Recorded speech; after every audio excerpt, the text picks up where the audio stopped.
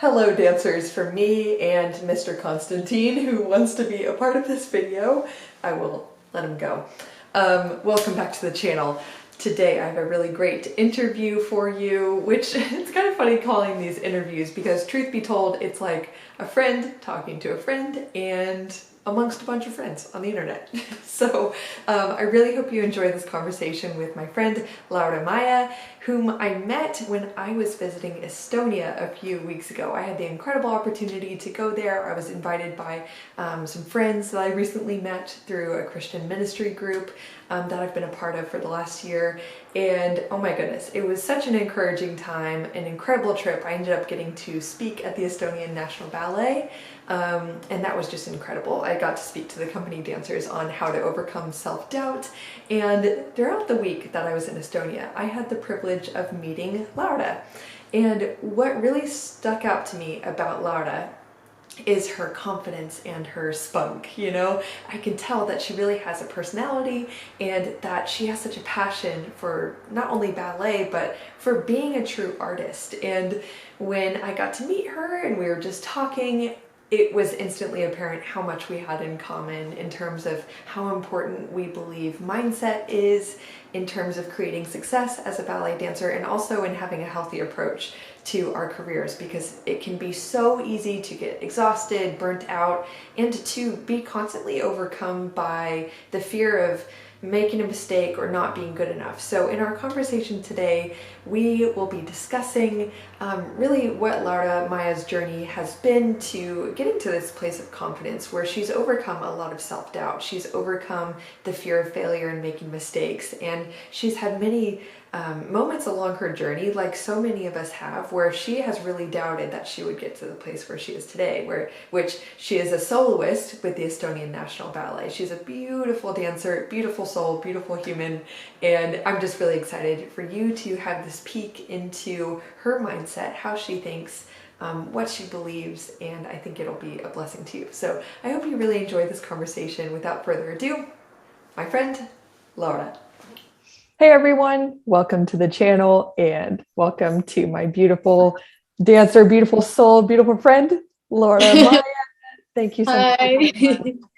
Thank you for having me. Oh, well, I'm so excited, especially since you and I met in Estonia. That was such a cool trip and such a pleasure to get to meet you, especially we're at a brunch with all the dancers, and I just remember connecting with you so well, and we had so many shared beliefs and ideas about like what it means to be a confident dancer, and I'm just so thrilled that you said yes to coming on my channel, so thank you. So am I. Well, I would love to know, and I'm sure I'm not the only one, I'd love to hear about your background. Like, what was your training background? And then tell us also about your professional career so far. So I started dancing when I was 4, but obviously in like a private school in Spain. That's where I was born. And then when I moved to Belgium, I pretty much immediately joined the Royal Ballet School of Antwerp as a child. Maybe when I was around 12 years old, maybe a bit younger actually. Yeah, in my teens. I started studying in the Royal Ballet School of Antwerp, which was connected to the company there, the professional company there. But then when I was 17, I had actually one more year to go before I would graduate, but a part of me just thought it wasn't the best for me to stay. I just felt like I had to go out there because I don't know, I felt like there was so much more than just the country where I was trained. And when I did the competition in Berlin, Tanzalim, I don't know if you know that competition, I got offered to go for 2 weeks to the ballet school in Munich and see if I like it there. So I chose to do that, and they offered me to, like, they told me I can join the school, and I don't know, I made this really crazy, spontaneous decision to just do that, even though that would mean I would have to study an extra 2 years instead of 1. I thought it would be good for me and good for my technique and my whole experience. So I just said yes, and my mom let me do it. She agreed to it. So then I studied there for 2 years and I got a bachelor diploma there. So yeah, that was it for studies. And then for a few years, I I didn't have any like permanent contracts, but I had some guest contracts in Austria, Germany, and then even for a year in Russia. And only after that, I joined the Estonian National Ballet. And this is my 4th season there. So that's about it. Wow, Yeah. that is so amazing. And I really admire as well how you had that feeling that there's just more out there. And it would have been very easy for you to just stay just one more year, you know, and then you could just be a yeah. Yeah, go ahead. Especially because in my home country, there would have, you never know, but there would have been a bigger chance for me to maybe join the company there because I am from there and there was a connection. But I don't know, it was kind of a brave decision, I guess. I didn't think about it much then. I just felt like I had to do it somehow. And I did have a hard time afterwards auditioning and finding a job, and it would have probably been easier, but I would have never been here. I think I would have never been here if I stayed there. So I'm grateful for the choice I made then. Yes. I really admire how it seems you really followed your intuition there. And I would love to just know so much more about like what led you to do that. I could do a whole interview with you about that because a majority of the dancers that I work with or just speak to in friend relationships, and myself included, when I was training, I think it's kind of normal to have this idea that like once you have a good thing, like you're in a good school already, just stay there and then take the fastest, take the fastest and most predictable road to a professional contract. So if you already have a good school, stay, because there's also a lot of fear of scarcity. Of course. You know, fear that there won't be another opportunity. But I like your example and how you just went to a competition where you would expose yourself to different opportunities. It's not like, well, I didn't live your life, but it sounds like you didn't just say, all right, I'm going to leave this school, and you left yourself with no options. Yeah, that wasn't my intention at all. It was actually my school that sent me there. Yeah. So it was more to probably expose our school.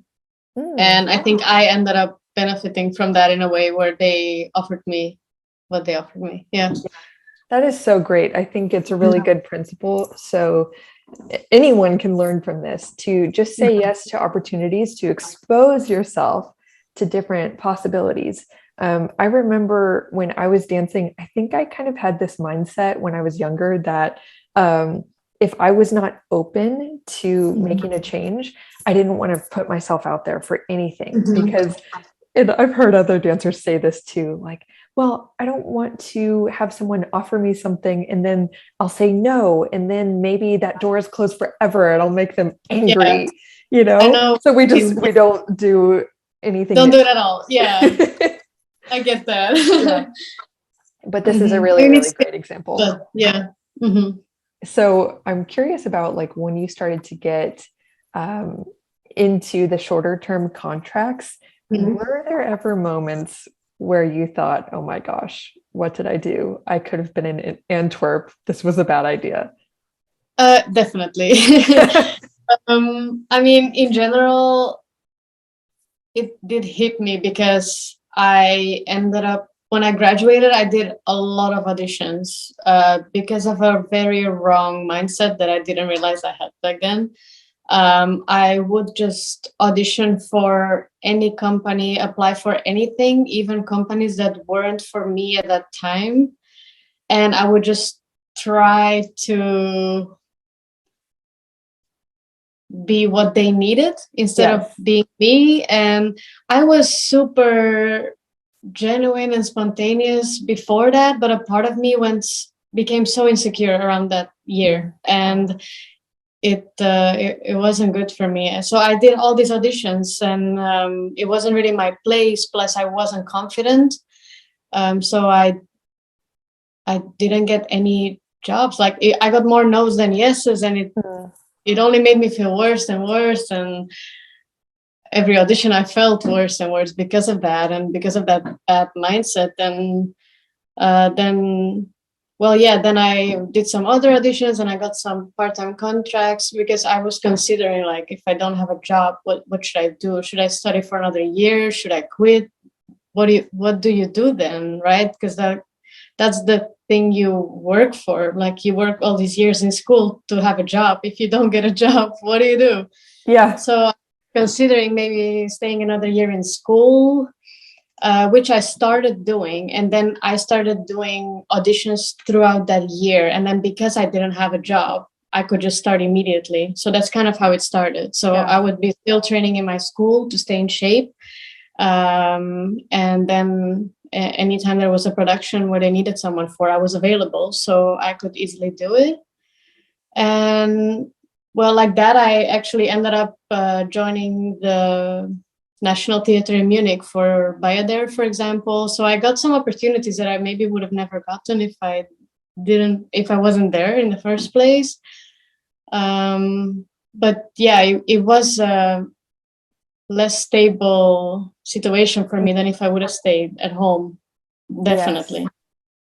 So yeah, I did. Well, a part of you starts like maybe regretting your choice, but I would always just think, okay, just keep working hard and it'll pay off. That was the method that I kept. Yes, we have to have faith in something, right? Yeah, Just anything. I tell it'll so many pay off. dancers that, like, we have to have faith, whatever it is. If it's in hard work, like if it's in God, or like just something. I mean, yes, like you have to have some belief that like you're going somewhere, because as soon as you lose faith in whatever you don't see right now, all you will see is, well, I got 3 no's this week and I don't have a contract, and what am I doing? And those dancers in my class are better than me, and maybe I should give up. Comparing. Like, oh my gosh, it's so easy to be overwhelmed by the evidence of things not going well, to the point where you're not holding on to hope, and the hope is what we need. Exactly. Hey there, I really hope that you are enjoying this conversation so far, and that you're getting so many little gold nuggets out of it that you can practically apply to excel in your own training and career. I wanted to share with you another fantastic resource that is at your disposal to be able to perform your best consistently, give yourself your best shot at achieving your career goals, and not only do that, but do so with confidence, joy, and mental well-being in the process. You see, as a mindset coach for dancers and a former professional dancer myself, I see that so many dancers out there think it is incredibly normal to struggle with constant self-doubt, to look in the mirror and only see things you don't like, to never feel good enough. All these things clearly not only impact our well-being as performers, but they stop us from doing the very thing we're trying to do, which is perform our best in a way that we're proud of. So I want you to know that support is available. I'm now accepting clients into my one-on-one mindset coaching programs for December and early 2022. This is perfect for you if you are gearing up for audition season or whatever goals you have right now. These coaching programs I've created are specialized to help you optimize your mindset.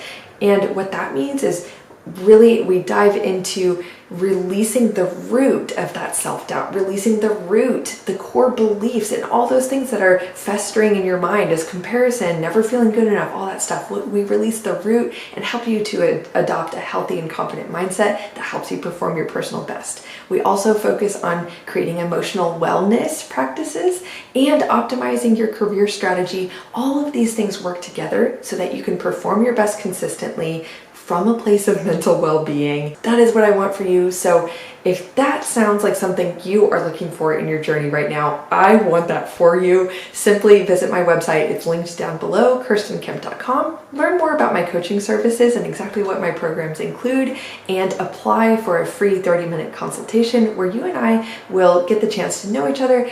I'll ask you questions about your goals and your challenges, and we'll see if working together would be a fantastic fit for your best year yet in 2022.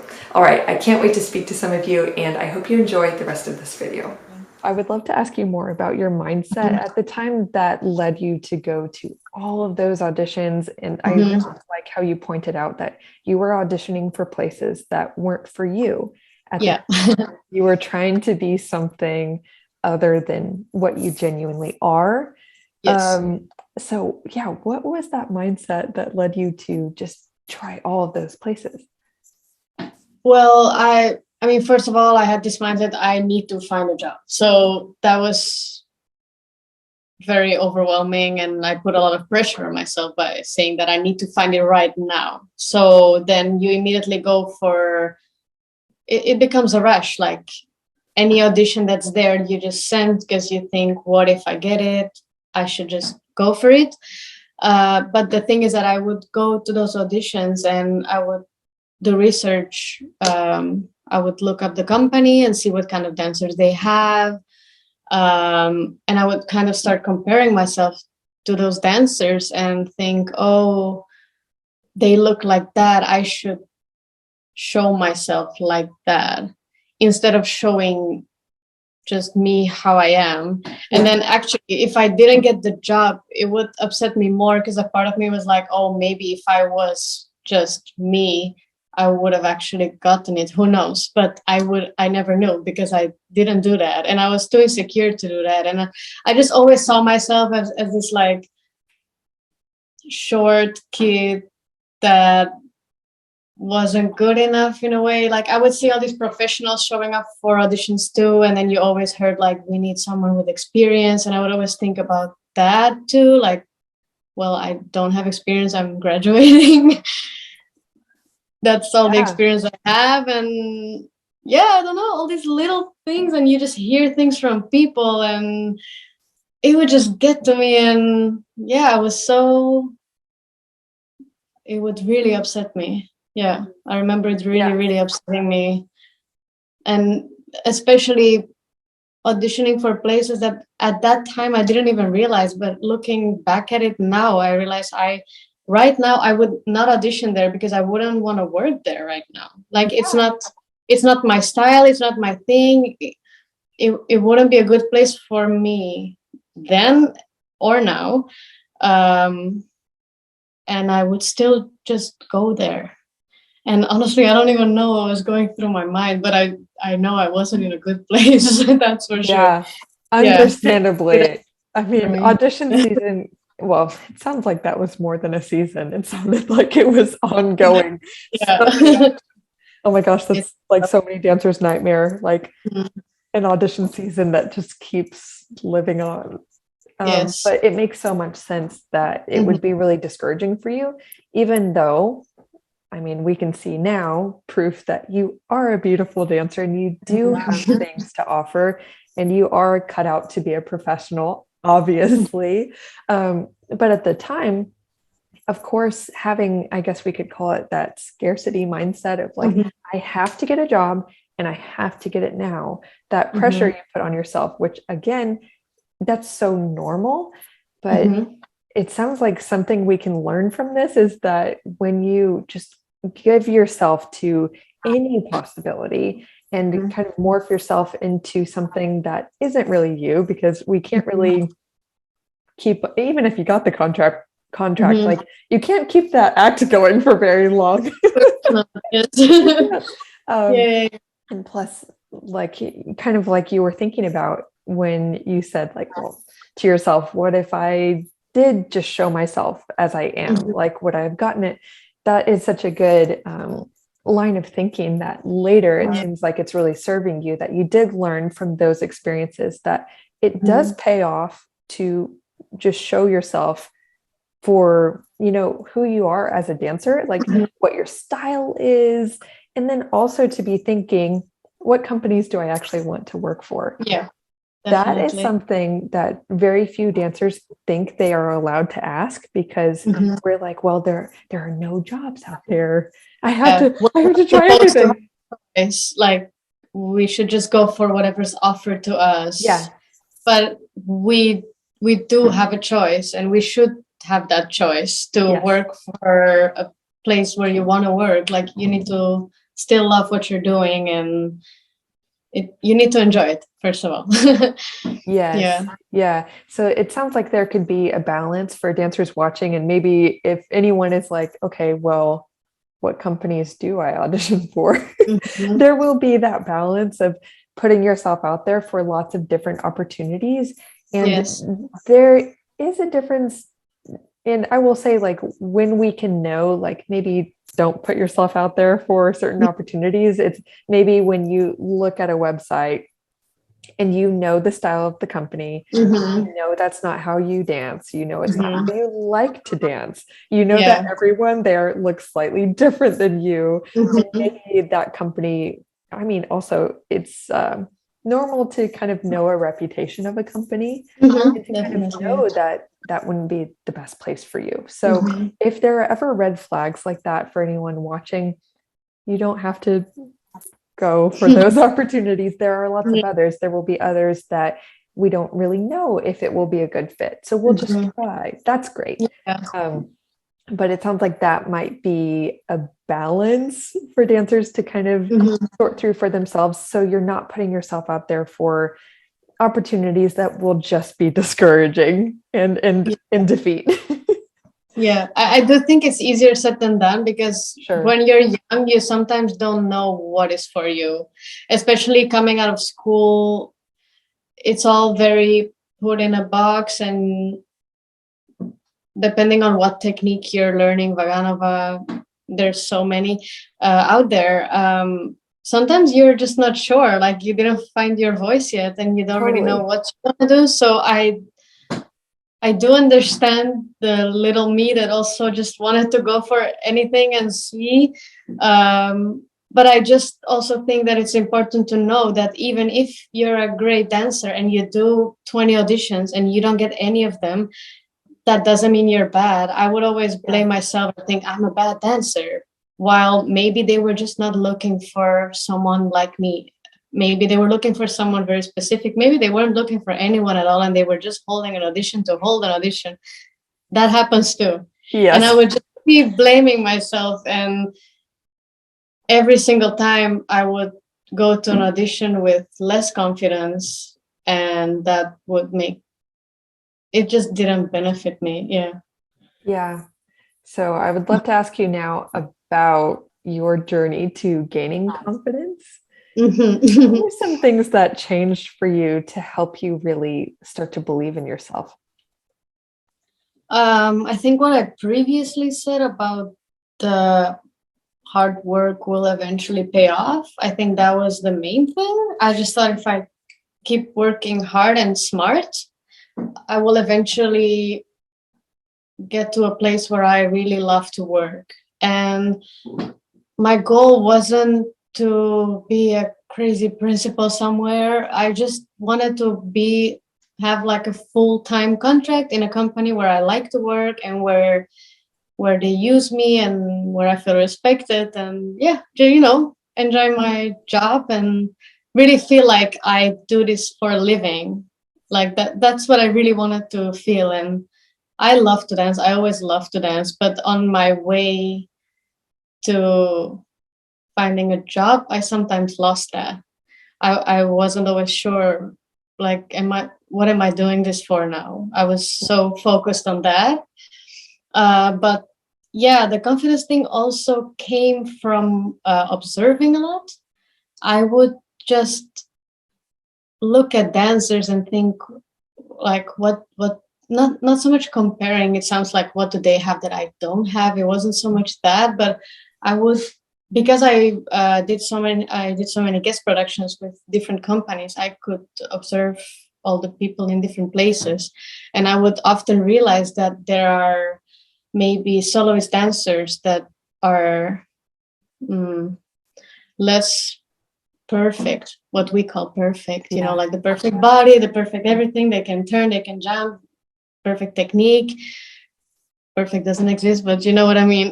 I know what you mean. When we are taught that's perfect, sometimes I would realize that there are incredible principal dancers that have less of that, Mm, and then dancers in the core that have more of that, but they're less confident. yes.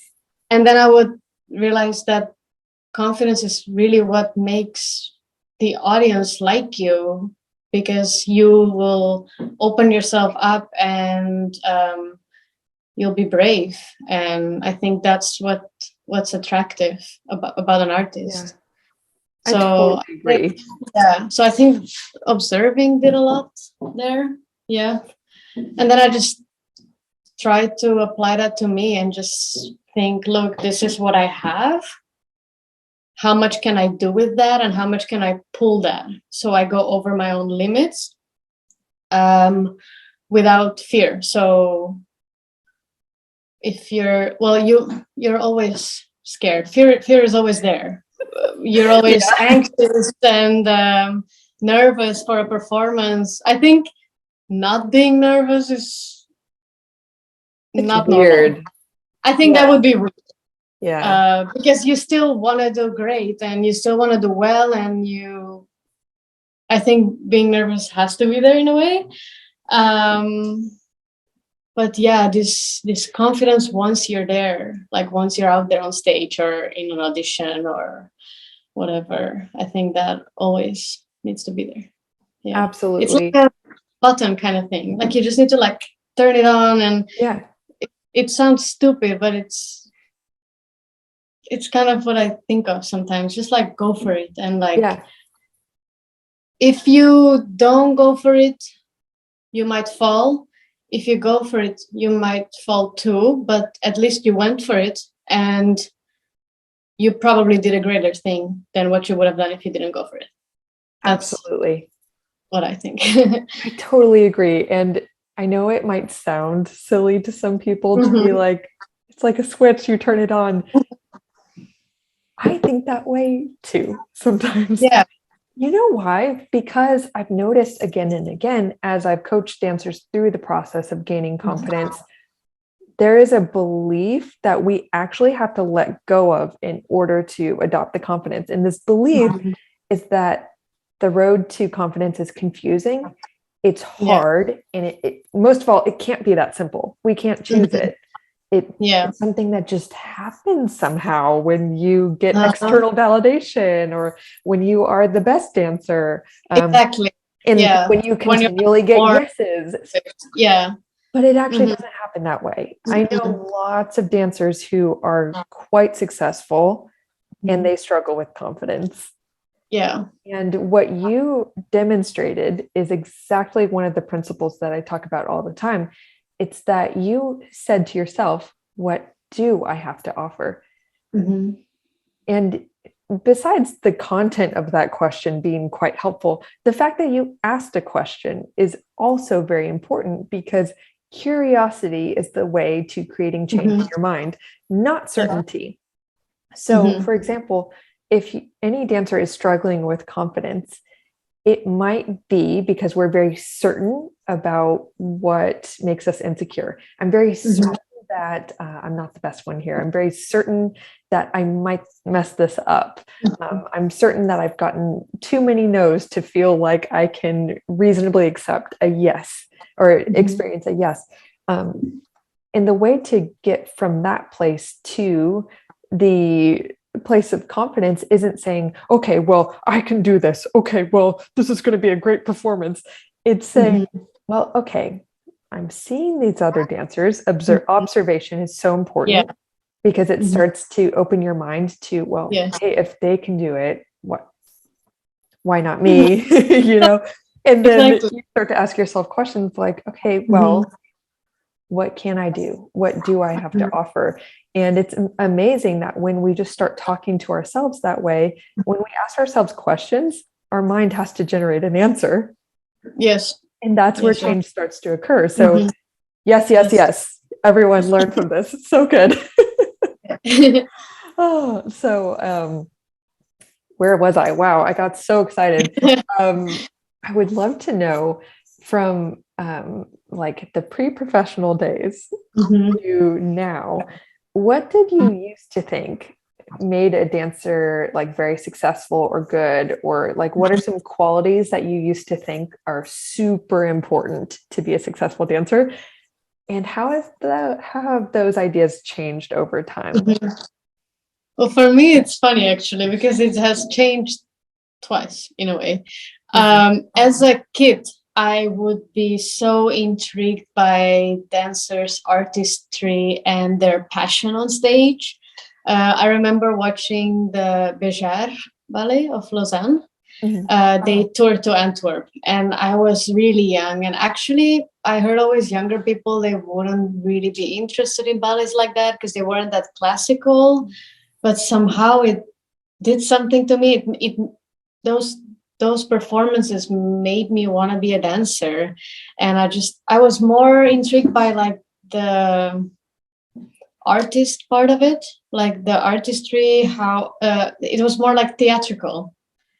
I really just loved that and the way they moved and how far they went. And I loved that. And I remember even doing a presentation when they ask you in school, what do you want to be when you're a grown up? I would say a dancer there, like in that company. I wouldn't even say a ballet dancer. I would say I want to work there because they, I don't know, they must have really touched me somehow. And I was really young. I was like 8 or something.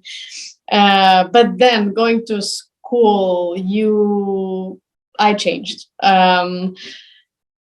First of all, you're all in the same leotards, next to each other, doing the same thing. It's very easy to compare yourself to others. Also, teachers really get to your head. So if they say it needs to be a certain kind of way and you're not quite there, I'm very perfectionist. So I took those things very serious and very personal. And I would immediately think, oh, I wouldn't think it's not possible. I would just think I need to change this. Like I need to, if I don't have feet, I need to make my feet get there, or I would stretch until I'm there, and maybe in not so healthy ways, but I would start doing stuff like that. Also, we once had a director who would actually do parent evenings where he would demonstrate his like 3 example students, them being very beautiful in their faces, very skinny, tall, long legs, great extensions. And he would be like, look, this is how a dancer should look like, 2 female, 1 male. And he would like make them do stuff, and that's how you should look. And my mom went then to my director and she said, my daughter is very short, she will never look like that. Are you saying that she can become a ballet dancer? And he said, no, but she's skinny, so it's gonna be all right. That's all she needs to be. So Oh it my sounds God. so stupid, and now you can laugh at it and I can laugh at it. But Yeah. back then, part of Back you then goes, it's not funny. oh, yeah, you're young and you're like, oh, that's all I have. I need to stay that way. Or you just think like Yeah. that's it. And he didn't even talk about any of my other qualities. And I'm sure I had some other ones back then. I was working hard for it. But back then it was just like, yeah, she's skinny, she'll be fine. So then the fun part kind of just goes away, and like the whole art form. And yeah, he kind of just like ruined that in a way. I think for many of the people in my school, actually, I think we all had to kind of regain that, and definitely not healthy. But yeah, I had to then later on realize that that's not the way it is. And I had to kind of like, I don't know, now I agree again with like how I first thought ballet should be, like when I was a kid. I don't know, I thought that was so crazy actually, that as a kid I thought that, and that changed me.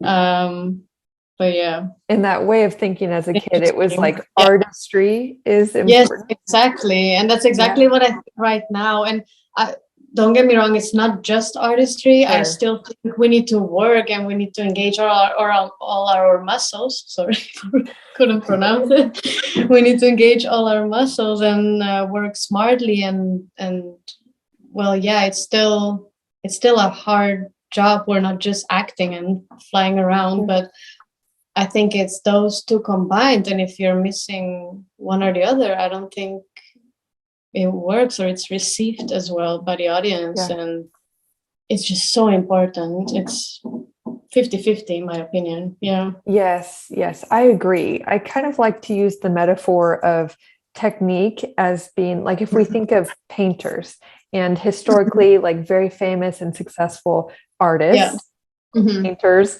I'm sure that there were lots of people at these art schools during their days where the other students could have very similar technical abilities.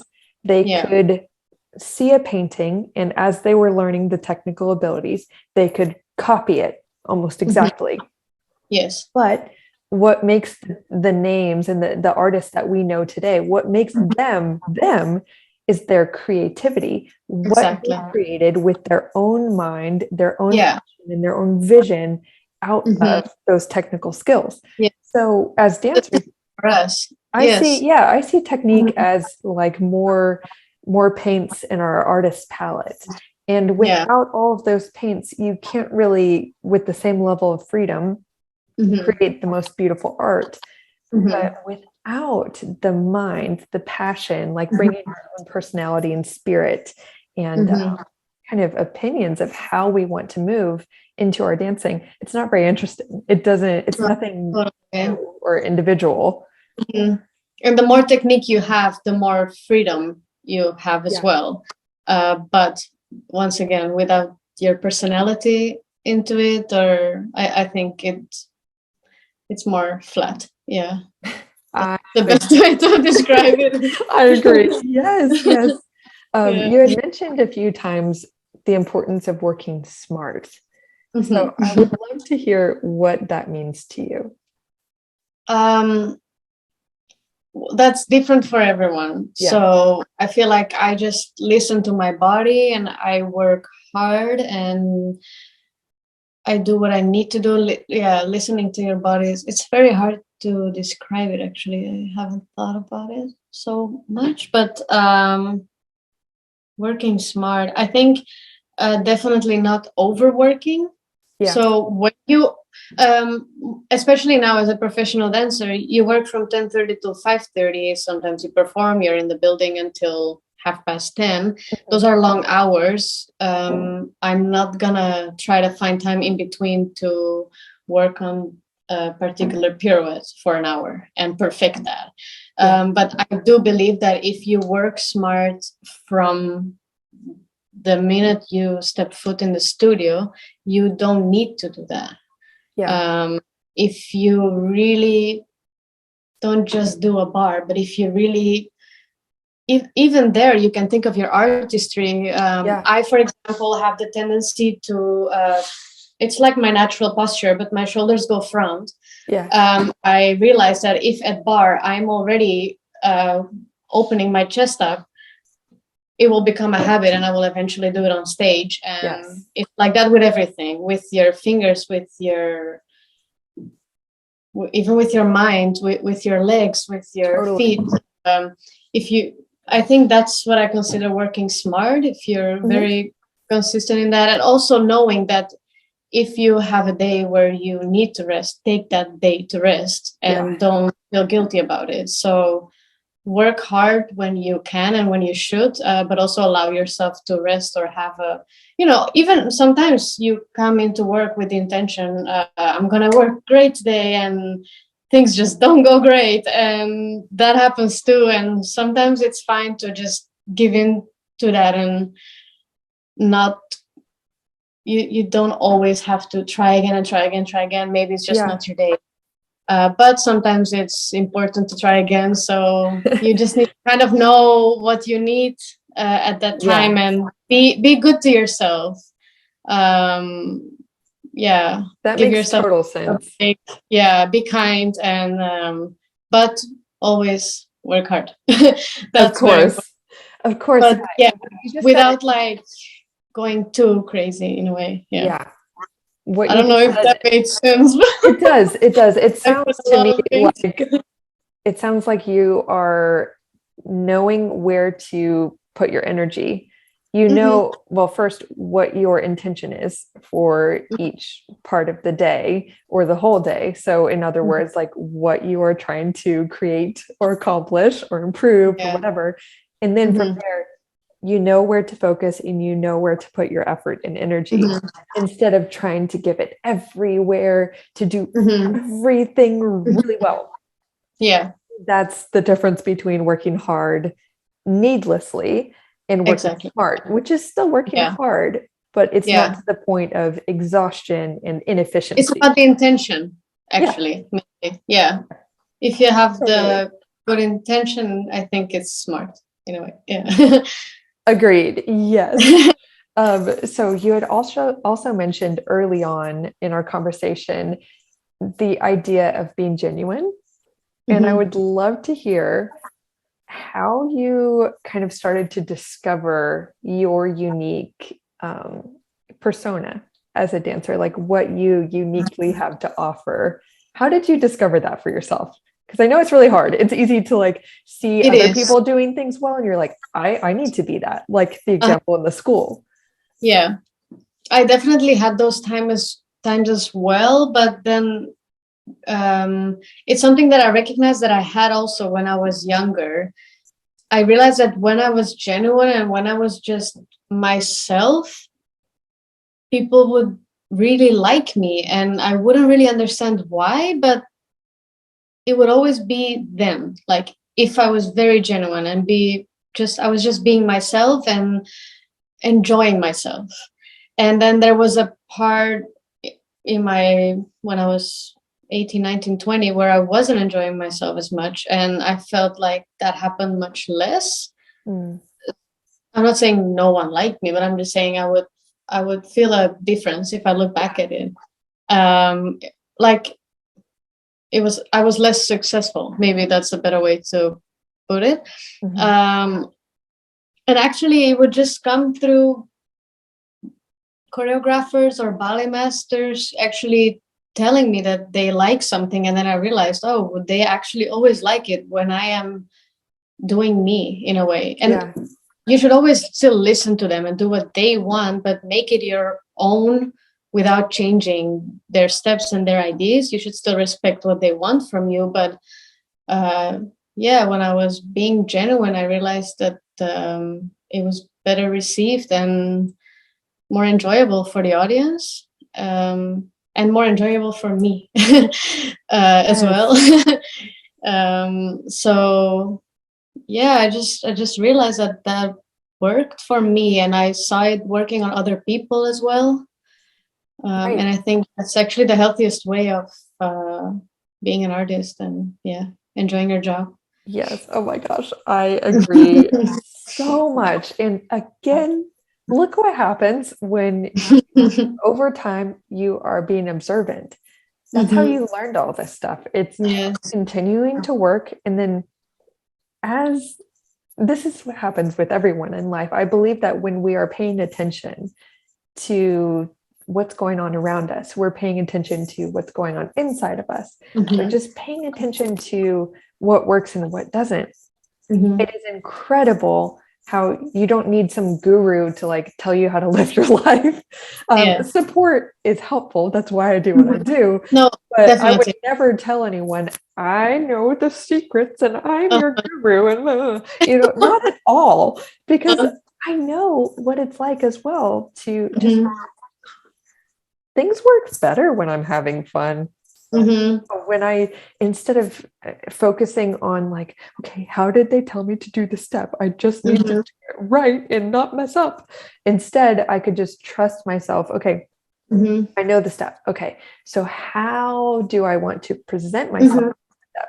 It's like, what energy am I putting into the step, rather than focusing so much on what's the step, what's the count, what's the mark, to where there's like no life behind your eyes. That's exactly kind of a difference I see very often, where you can still do the choreography correctly with no life behind your eyes, or you can really put yourself into it again without changing the choreography, but you're doing it with your own energy and then they can feel that from you. Exactly. So often choreographers or ballet masters' corrections are do more, bigger. And then I would just do it. and then I would always get a yes, that's it.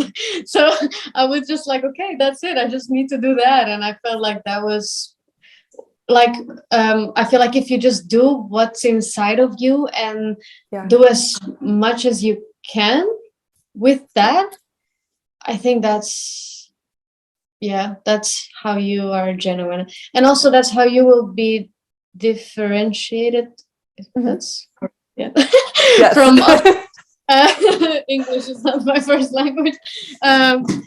So that's how you will stick out in a crowd, in a positive way. So I think you will stand out.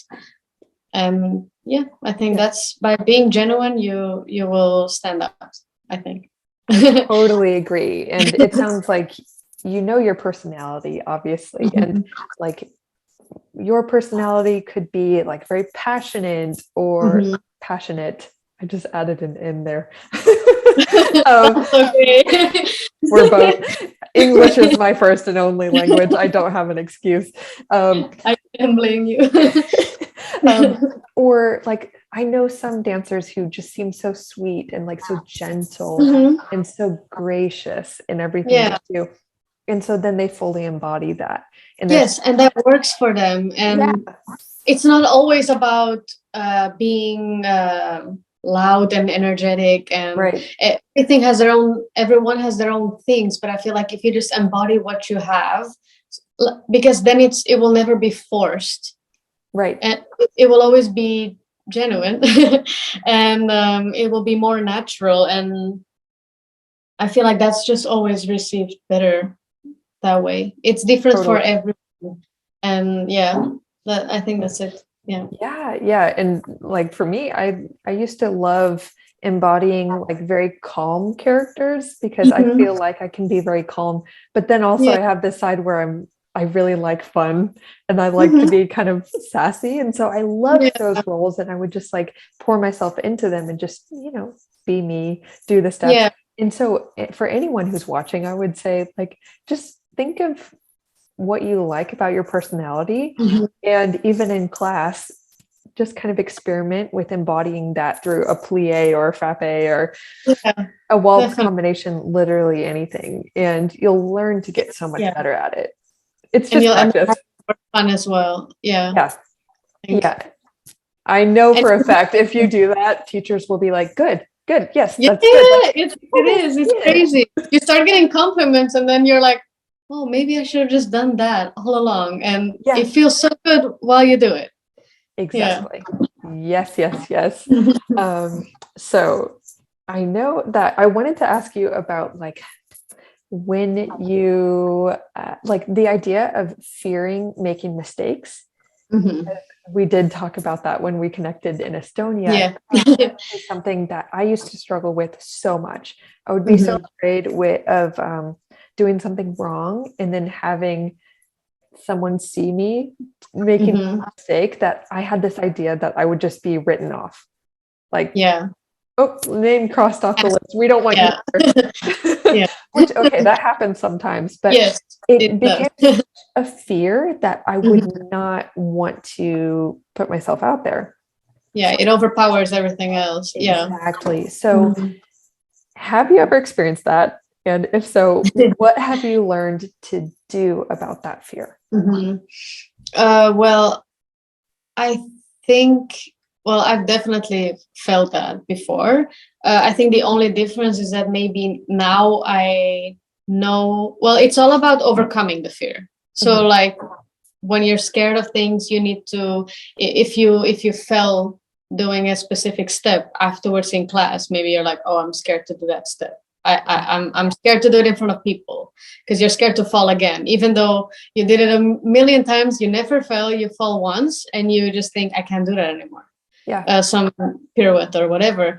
I guess the key is to overcome that as fast as possible. And I think I can do that now faster than I used to be able to. So years ago, I would just be stuck in that. And like you said, it would also like overpower me. And I would just, when you're that afraid, you just won't dance. You won't do anything because you're afraid of even trying, and then you can't get anywhere. But yeah, I've definitely felt that. Or I mean, in general, also always wanting to do better, or if you perform something, doing it better than last time you performed it, or just scared of letting people down, or not reaching your expectations or other people's expectations, even though you're not really sure what they are. But um, I've definitely experienced that.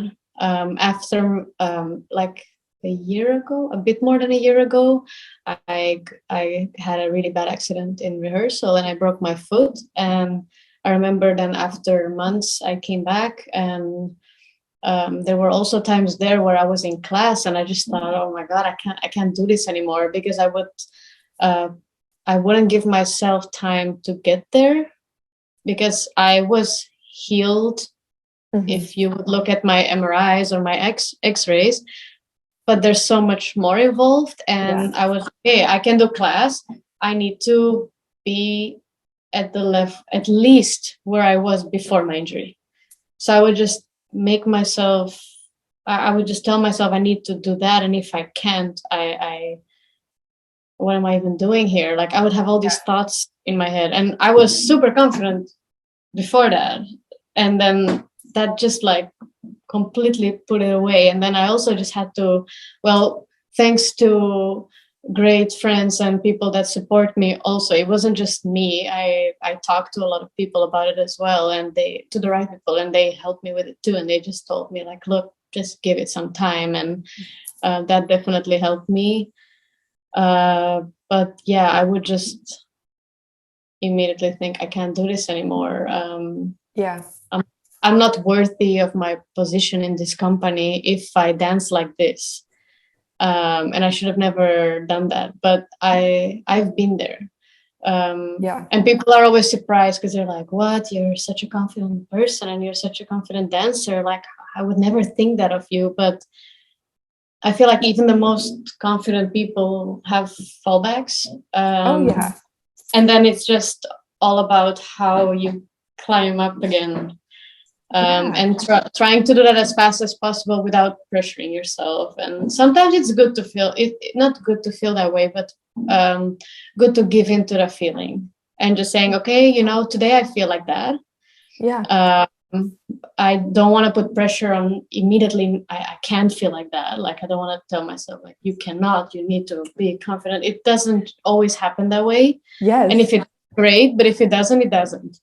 Exactly. So I think it's fine to give in to sadness or give in to disappointment. And I learned that by doing that, I forgive myself easier and I get over things faster.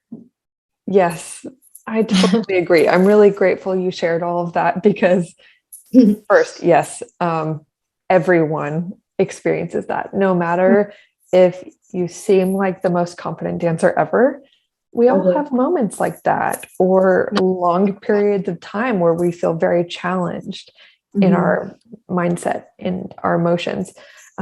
And also, I really like what you said about giving in to the feelings. A lot of times, I think I've heard, and I've felt this too, I used to be quite afraid of experiencing my emotions. I called myself emotionally constipated. That's like the best way I could describe it. I get it. Literally, I had a teacher who was like, you're allowed to cry twice a year and that's it. And like, it was, oh my gosh. I'm like, are you kidding me? You're like, I get why. Mean things, and then you tell me that, like, who can do it? That's awful. I would have to get my tear ducts like surgically removed. But after that experience, I kind of learned, or I decided internally, like, emotions are bad and they're scary. And I ended up learning years later that it's not my emotions that were creating suffering. It was the stories I had about the emotions that were creating suffering. And those stories would cause me to be like so overcome with sadness or anger or frustration at myself that I couldn't move on, versus if I just accepted that I was feeling sad. Without ignoring it. Yeah, I could still dance feeling sad. But Exactly. if I was feeling sad and then telling myself, hello, why are you being so weak right now? Yeah. It's going to be a terrible day. You're not going to be Mhm. able to get through your rehearsals. These are all stories. They're all assumptions. That would cause me to totally shut down and just Mhm. want to leave before the day even really starts. Exactly. Again, if you're just like, okay, I'm feeling frustrated, Mhm. you can dance with the feeling of frustration. Yeah, But if sometimes you you're can even use so in it. your head, then you Yeah. can't. Mhm. So I really like what you said about, like, I would call it accepting the feeling Mhm. and then Yes. moving through that as quickly as possible by saying, okay, like, I'm afraid of the turn. Okay, well, what is my expectation after an injury? That I would Mhm. be perfect? Okay, no, let's put aside that Yeah. expectation and just let's try this again with maybe a deep breath this time, Yeah.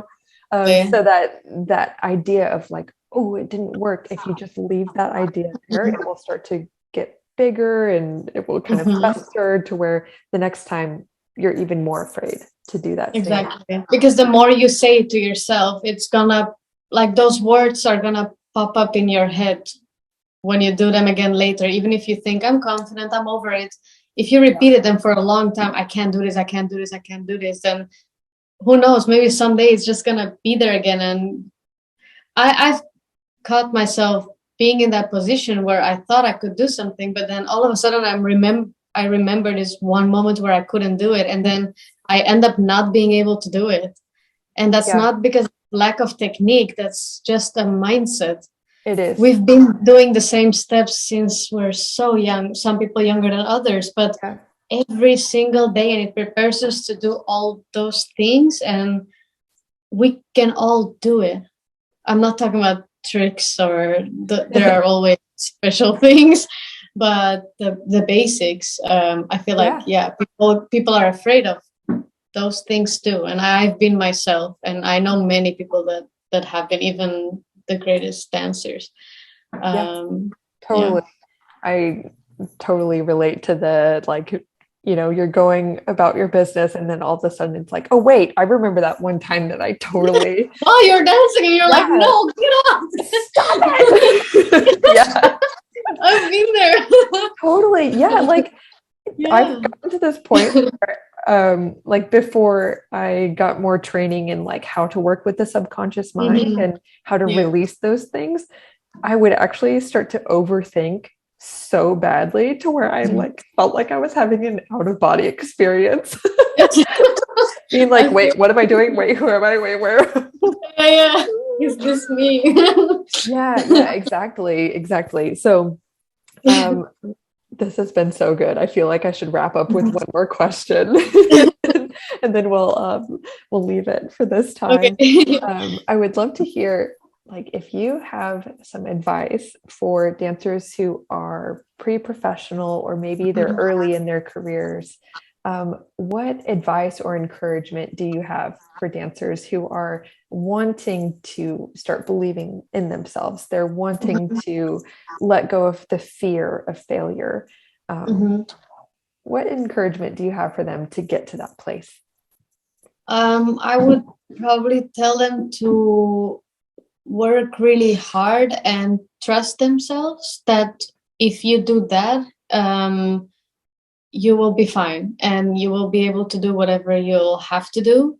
And on top of that, never close yourself or hide yourself, um, even no matter how hard it is, because people can make it hard by judging you. There will always be jealousy or people that might find you arrogant because you're confident, or they will not find you, but they will maybe see it as arrogance. Yeah. Just stick to that confidence and stay true to yourself.